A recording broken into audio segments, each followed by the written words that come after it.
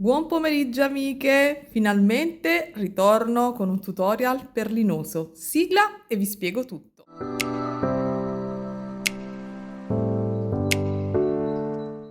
Allora, buon pomeriggio amiche, amici, insomma, benvenute sul mio canale se mi state conoscendo con questo video. Finalmente, dopo tantissimo tempo, torno con un tutorial.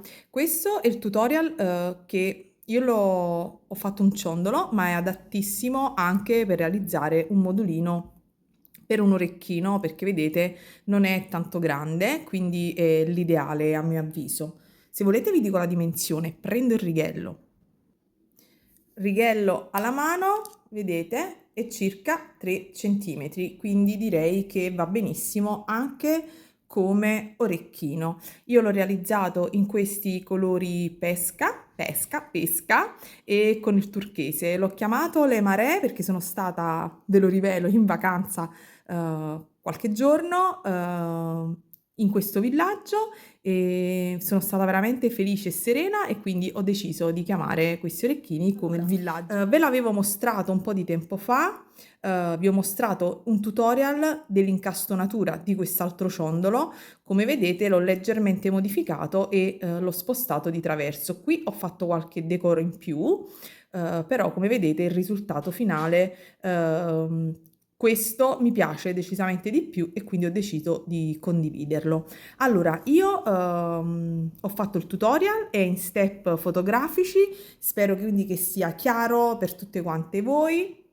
Naturalmente lo sapete, qualsiasi dubbio commentatemi qui sotto, io rispondo a tutte, veramente, a meno che non mi passa il commento, ma in genere vado sempre a riguardare tutte quante le notifiche. Allora, per incastonare c'è un tutorial già di questa incastonatura che è un quadrato da 16. Questo non è un video in collaborazione, però vi dico che i quadrati li ho presi dalla BB Craft e se andate a vedere il video di riferimento, uno degli ultimi dell'ultima collaborazione, specialmente questo dell'incastonatura, troverete sconti e quant'altro che non vi ripeterò in questo video perché ripeto non è un video in collaborazione, ma se qualcuno insomma fosse desideroso di sapere dove li ho presi, questo era l'unico uscito dal set color pesca e quindi ci ho realizzato un ciondolo.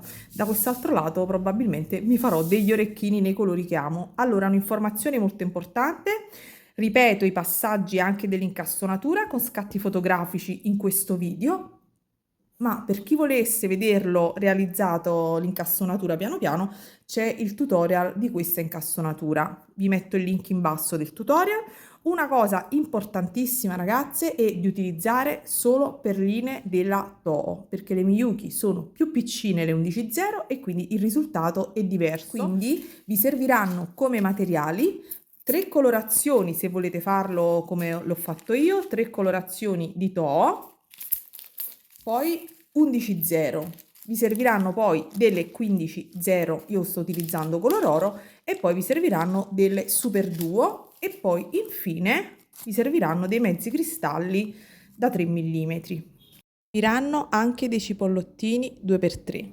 Questi sono tutti i materiali, naturalmente ago e filo da tessitura. In questa versione ho utilizzato il Fireline, mentre qui avevo utilizzato il Miyuki, e come ago io utilizzo sempre quello della Tulip numero 11 o 10, non ricordo. Comunque ci sono pochissimi passaggi se non nella parte più esterna con le 15 e qua in questo piccolissimo decoro. Ok ragazze, vi abbraccio, vi saluto, ho fatto già 4 minuti di preambolo e vi lascio al tutorial. Vi rubo altri 30 secondi. Se mi state conoscendo con questo video, iscrivetevi al canale, cliccate sulla campanella così da non perdere le notifiche del prossimo tutorial, del prossimo video, e mi raccomando lasciate un bel like. Ciao!